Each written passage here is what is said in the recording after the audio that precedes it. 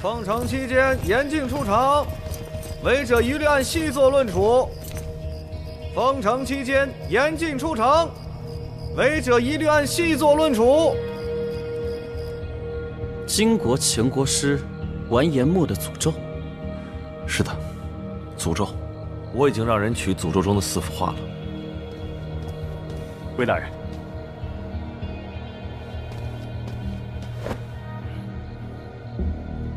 这第1幅，断手被搂在腰间。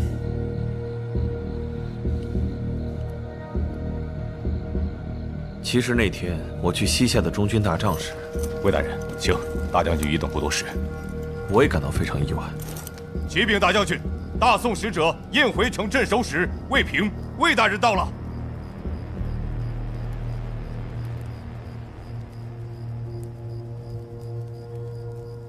启禀大将军，大宋使者燕回城镇守使魏平魏大人到了。大将军，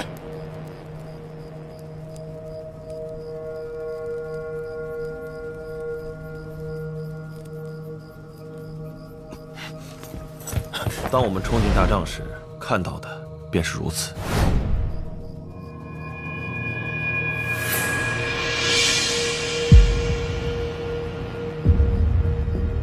这就是我见到的李元志将军最后的样子。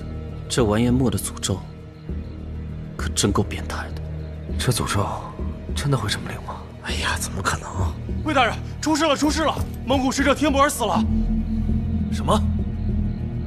蒙古使者死在驿站？人是怎么死的？天木儿房里的2个女子今早发现，天木儿被人用一根长矛刺穿心脏，钉死在柱子上了。长矛穿心，这死法和完颜墨诅咒上的第2种死法一模一样。这背后究竟有何玄机？公吏或有非礼等说，且听来报，自更才夺。宋词系冤集录。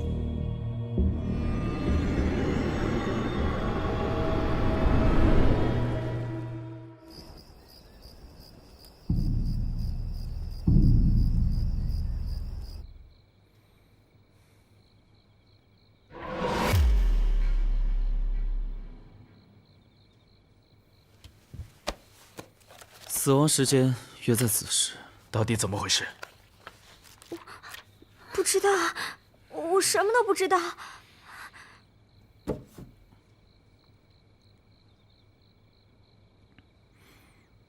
颈部无勒痕，长矛穿心，将死者牢牢钉在柱子上。心口是唯一的致命伤，而且死者手部并无抵挡兵器的伤痕。是来不及反抗吗？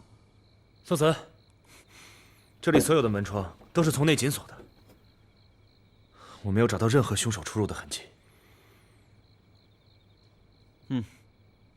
又是密室杀人！你们怎么可能什么都没听到？你们撒谎，我杀了你们！住手！哈桑将军，在此案没有查明之前，他们2个对我来说都很重要。再者说，你没有权利随便杀我大宋的子民。哈桑将军，这个地方现在归6扇门管，所有人不要影响我们办案。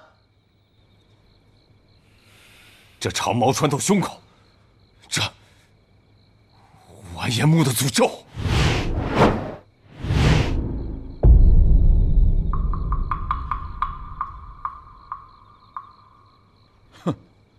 动不动就是完颜墨的诅咒，下一步是不是要说下诅咒的就是我们金国人？哼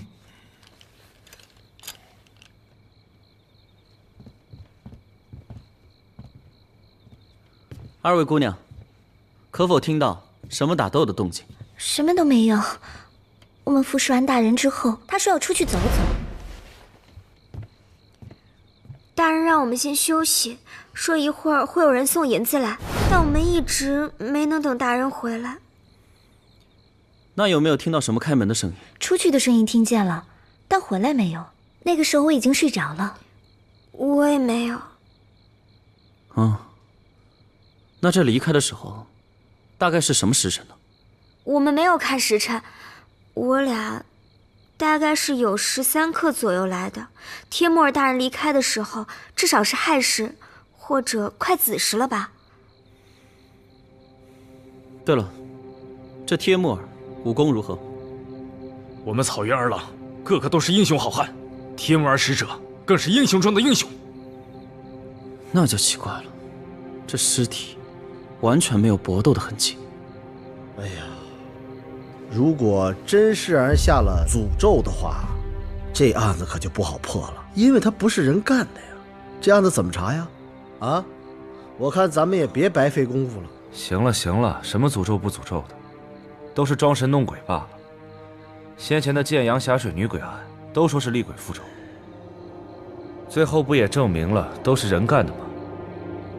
我有一个问题，那根长矛是谁的？长矛是帖木儿大人自己的兵器，平时就放在屋子里。我们蒙古儿郎兵器是不能离手的。哈桑大人，我想进一步检查帖木儿的尸体。什么？人都死了，查不出凶手，你还想对大人的尸体做什么？我也是为了尽快找到凶手。是啊，这位小兄弟很有能力，之前破获了不少起诡异的案子。哈桑，这位是我的得力助手，之前跟着我办了很多案子，你放心，一定把案子给你查了。好，等7天，7天后我需要你们告诉我谁是凶手，不然的话，这笔账就算记在你们的头上。7天。我同意哈桑将军说的。现在除了我们大夏使者，蒙古使者也死了。我希望7天能给我们一个答案。7天？魏大人担心的对，这7天时间太……没问题，就7天。索斯，7天时间太短了，我还没……魏大人，请找人处理一下尸体，明天我要验尸。另外，这2位姑娘，还请您找人保护一下，我怕凶手会对他们不利。好。其他的人，我们去大堂说话吧。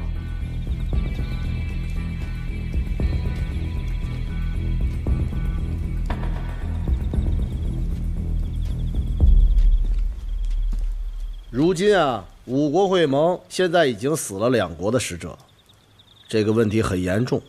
我呢，暂时也跟你们说不清楚，但是我敢肯定，肯定不是人诅咒，一定是人干的。放心，我一定把人给你找出来。这不是诅咒，这是什么？我大夏大将军莫名其妙死在中军大帐，门口还有士兵守着，就这么掉了脑袋。还有他蒙古使者，一身武艺就这么被钉死在了柱子上，并且屋里还有2人，却什么都没听到。人怎么可能做出这样的事？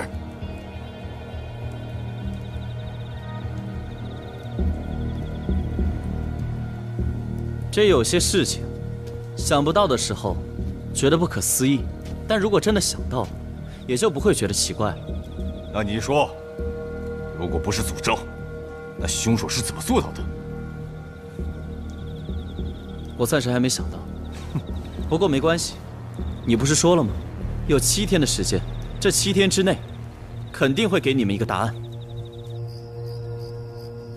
白姐姐，你在吗？白姐姐，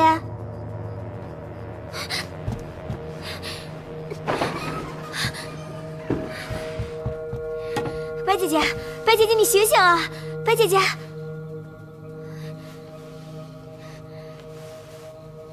白姐姐，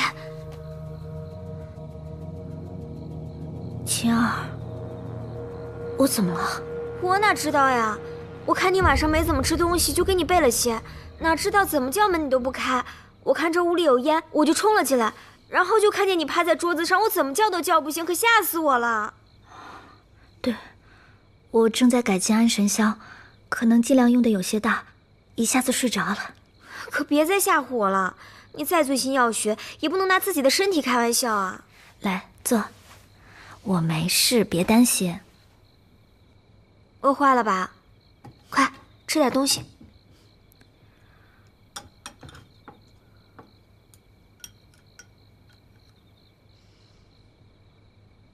怎么了，晴儿？啊，白姐姐，我和哥哥可能过不了多久就要把客栈关了。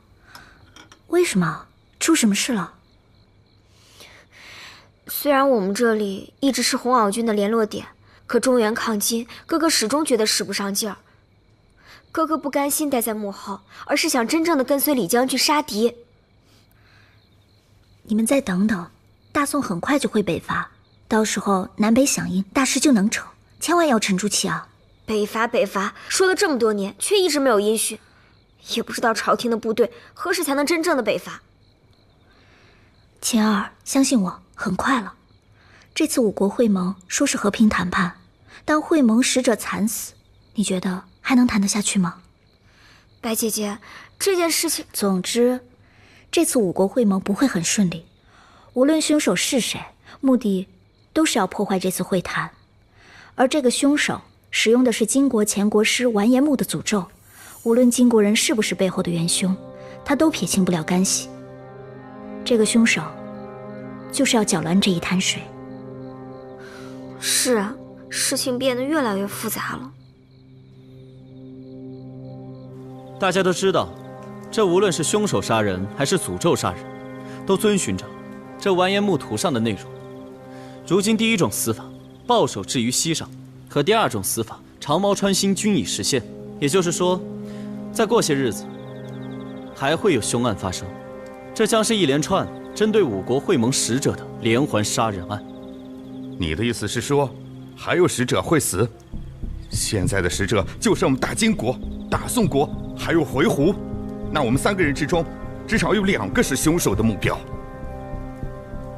别害怕，我刚才就想说来着。刚才呢，李元贞大人一生气，把我的思路全给打乱了。现在留给咱们的时间不多了，还有7天的时间。在这7天里，还有3名使者。如果再死2名的话，那么剩下最后一个使者，就是凶手所在的国家。金人的诅咒，卓罗图，你们金人的嫌疑最大了。如果是我们金人杀人，我们怎么会效仿完颜穆国师的诅咒？那不是此地无银300两吗？要我说，大宋国的使者现在还未到，嫌疑最大的应该是他们吧。今天我们韩大人就会到，实在是有些事情耽搁，但是我们大宋的人是绝对不会做出这种事情的。什么人？不准进来！他是我的贴身护卫阿兰。哲鲁图大人。喂，你这个人好泼皮无赖啊！看人家长得好看，非要跟人家吃饭呀？是他，他是金国使者的护卫。我没事。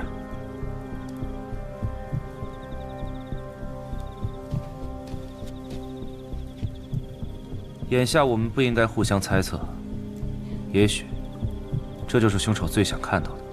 凶手让我们互相猜测提防，让我们互相不信任，然后他就可以各个击破，破坏本次和平会盟。所以没有证据证明谁是真凶的话，大家必须要团结。听见了吧？我的另一个助手考虑的还是比较周全的。现在我们非常危险，必须团结，增加防备，别让他们再害了其他人。我们已经死了2个使者了，我觉得我们这个会盟根本没有必要再举行下去。魏大人，赶紧把城门打开，放我们各自归去。不行，必须要抓到真凶，才能开城门。你这么急着走，不是心里有鬼吗？我只是不想被杀了，难道要在这儿等着看谁先死吗？魏大人，你们大宋不会想软禁他国的使者吧？不敢不敢，说路途大人，天亮我们韩大人就会到，到时候是走，还是继续会谈，你们商量就行。没有韩大人的命令，我实在不敢私自开城门。况且，其他几国使者都还在呢。你要是这么走了，怕也不好交代吧？说到底，你们还是怀疑我。错了，是在场的每个人都有嫌疑。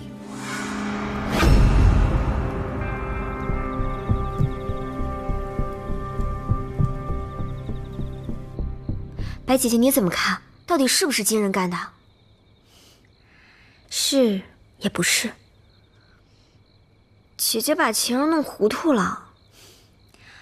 这完颜木的诅咒的确是金国人的，可用这个方法杀人，未免也太直接的告诉别人我就是金国人。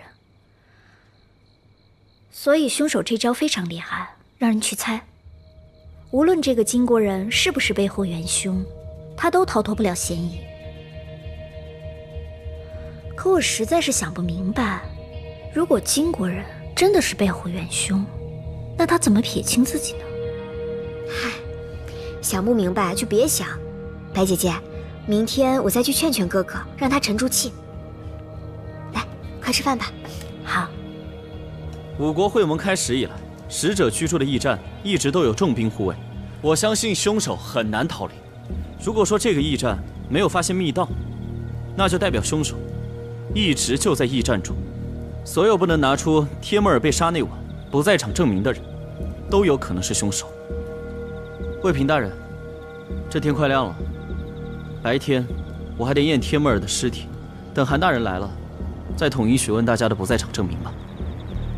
好，我知道，各位官人都是各国的大官，但是既然我答应各位7日之内查出此案，那请大家配合我的工作，我这点要求不过分吧？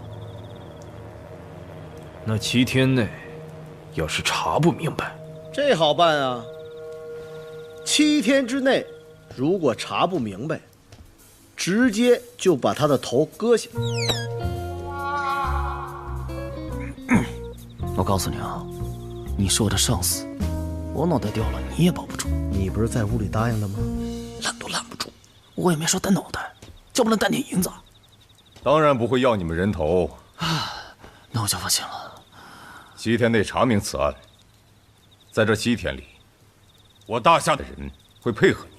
但到时候要是查不明，人是死在你大宋境内，不管凶手是谁，这责任就是你大宋的。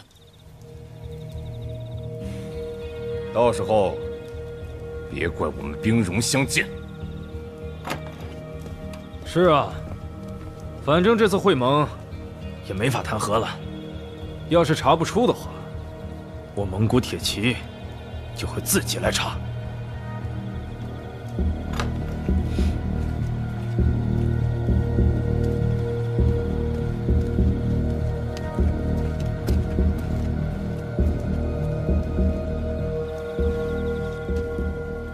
魏大人，我相信这件事情，你会给一个交代的，对吗？对。大宋和回鹘向来交好，此次案件，回鹘定当全力配合你们。好。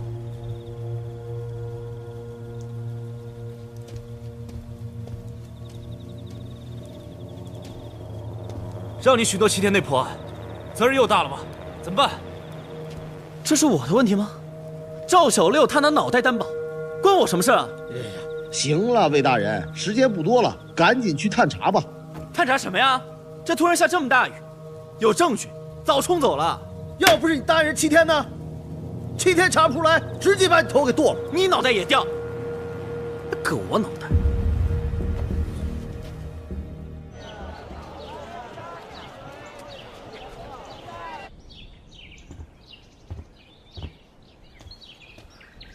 参见太傅大人。太傅大人，我这可如何是好啊呀？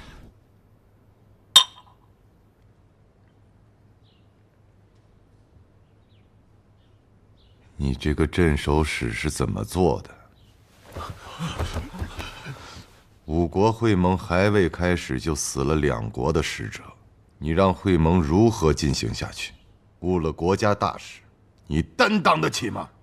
太傅大人，事情真的很诡异，我已经各方面加派人手，可自西夏使者死在中军大帐之后，蒙古使者也莫名其妙被杀，而且死法跟完颜穆诅咒一模一样。好一个完颜穆诅咒！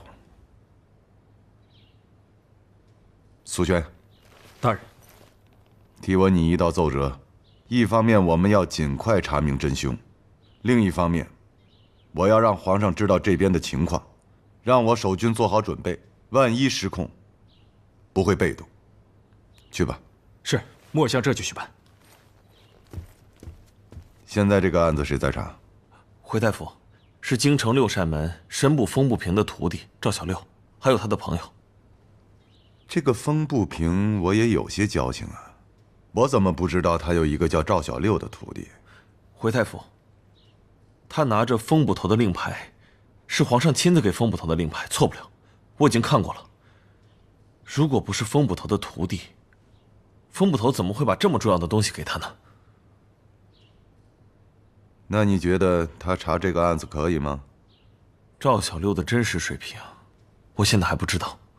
但是他的朋友宋慈和李子方，倒是有些本事。据说那个宋慈在1个月前破获了建阳霞水女鬼的案子。宋慈，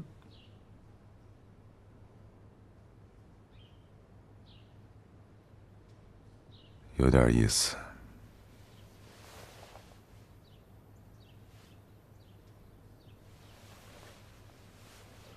宋慈这小子一直都这么变态吗？什么意思？什么意思？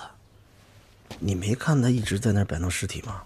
我看他摆弄尸体的手法那么熟悉，不是变态谁能干出这种事儿？你们六扇门的捕快不需要摆弄尸体吗？我不需要摆弄，我把尸体都交给仵作来处理。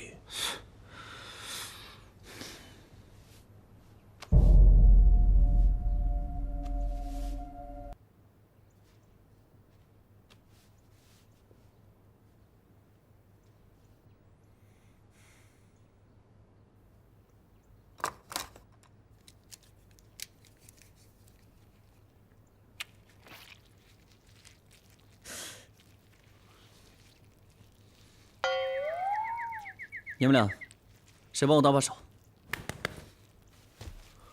啊？小六，瓶子。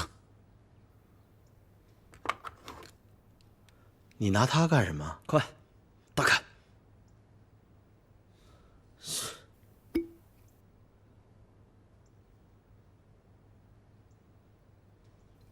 你往里挤的什么东西？这里面是死者的胃容物。胃容物，当心点，别弄掉了。哎呀，不是你弄它干什么呀？这个可是我的发明，可以抽取死者体内的液体作为研究。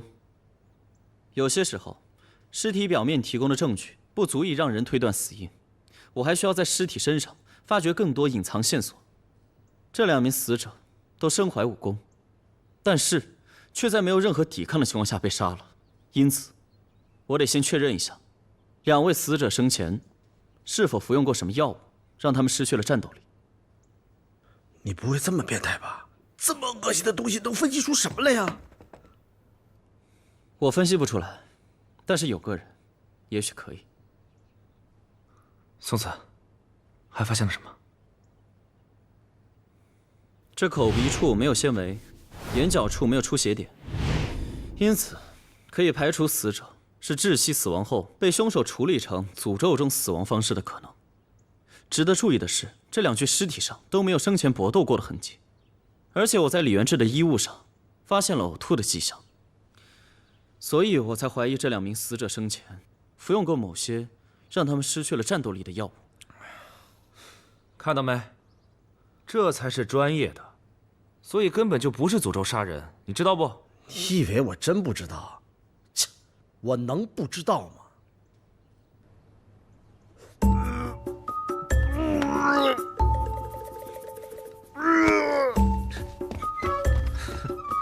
就这胆量？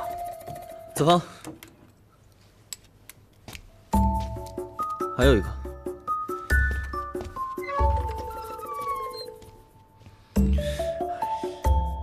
怎么又这样？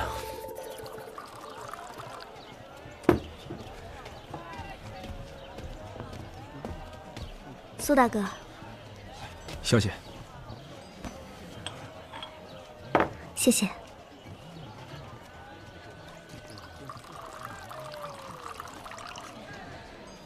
苏大哥，义父已经到了。太傅大人已经到了，现在忙于应付各国使者。那他有什么吩咐吗？小姐，宋慈这个人，你可有耳闻？宋慈，我有印象，之前帮过一次。太傅大人的意思是，希望你可以接近这个人，如果有真才实学，便拉拢过来为我们所用。我听说他在建阳城破了一桩大案，很是聪明。好，我明白了。哦，对了，京城的案子可有眉目了？还没有，已经有4名朝廷命官离奇死亡。就在你走以后，京城又出了另一桩大案。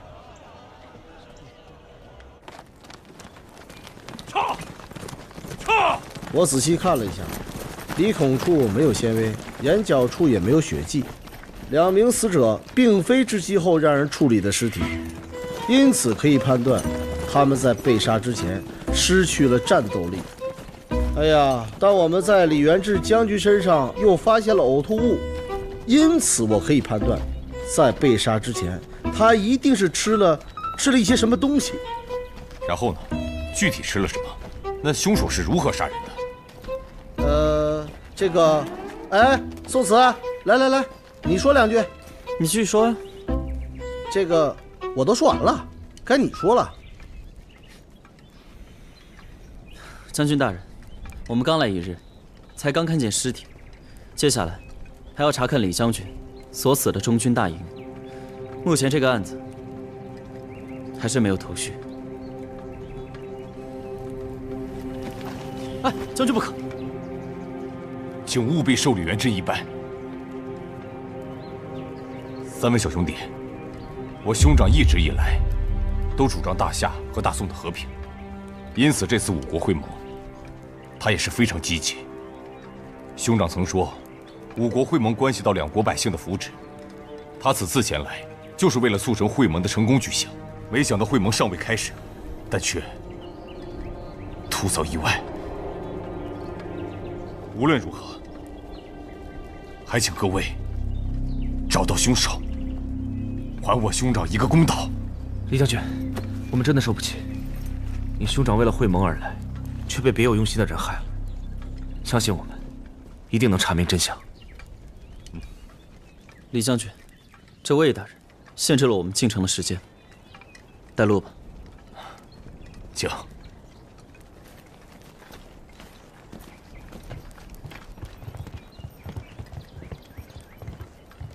2位军爷，这李将军死的当晚，可有听见什么可疑的动静？哦，是这样的，宋老弟，我兄长被杀，守卫中军大帐的职守保护不力，按照军法，当晚已经处决了。啊？这是军中的规定。好吧，那我们进去吧。请。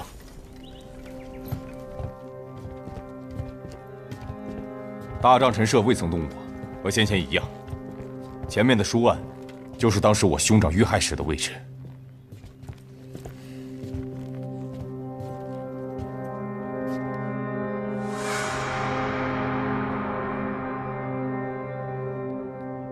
兄长。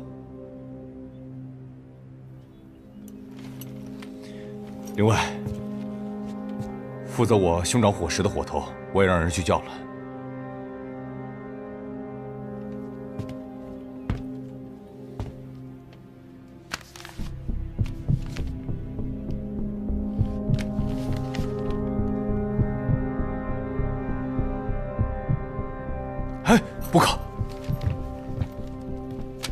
不可！这位小兄弟，这是我之前写给大家局的公文，我想跟本案无关，并且涉及一些我大夏的军情机密，手欠，还望小兄弟见谅。得罪。这里很多册子，涉及军队及国家，我们虽说是来查案的，但是为了避免不必要的误会，这些军情密报，还是不要乱动比较好。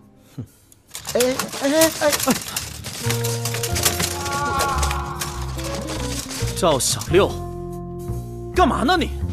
我是故意的吗？切，不好意思啊。没事。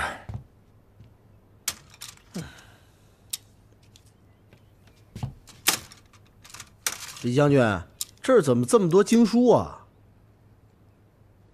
我兄长向来信奉佛法，这次南下路过大佛寺，给每一位身边的家人朋友都求了一卷平安经，希望能保所爱之人一世安乐。可惜，兄长他还是……可惜啊，就没给自己求。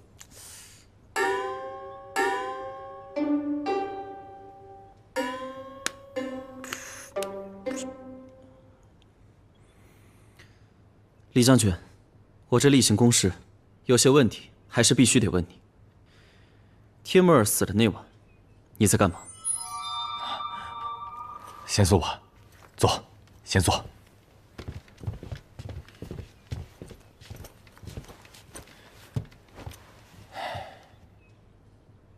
那晚我就在驿站里面，但思念兄长，一时睡不着。我的隔壁就是帖木儿的房间，他找了2个勾栏女子寻欢作乐，吵得我不胜其烦。我过于烦闷，就独自去驿站大堂的桌子旁饮酒。那会儿差不多快到子时，大概子时刚过，我听到帖木儿屋子开门的声音。紧接着没多久，他又进去了，之后我就没再听到其他什么动静。那除了你之外，可有看见什么可疑的人？又或者，有什么人进过大堂？有，就在帖木儿屋门关上没多久，哈桑就回来了。他也看到我在大堂饮酒，当时我们还说了几句话。那你们说了什么？李将军，好雅兴啊！一个人在喝酒啊？哎呀，还是帖木儿大人有雅兴啊！我实在受不了这声音，在这坐会儿。哎呀，我家大人，哎呀，血气方刚，就好这一口。来，我刚好带来2只烧鸡，就借李将军的2碗酒，一起吃怎么样？哼，自然没问题。他不知道从哪里弄了2只烧鸡进来，看我在喝酒，就坐下与我一起吃。大概是在子时过1炷香的时间，我们就听到了楼上女人尖叫的声音。事情的经过就是这样。我们俩几乎同时进入屋子，进屋后就看到帖木儿已经被钉死在柱子上。那这期间，可有听见任何声音？除了寻欢的声音，我就是受不了了，才下楼去的。那金国使者和回鹘使者呢？他们的屋子在驿站院子的另一头，好像也没什么异常啊。哦，对了，我饮酒的时候看到了金国使者着路图的贴身护卫，好像叫阿兰，曾经离开过驿站。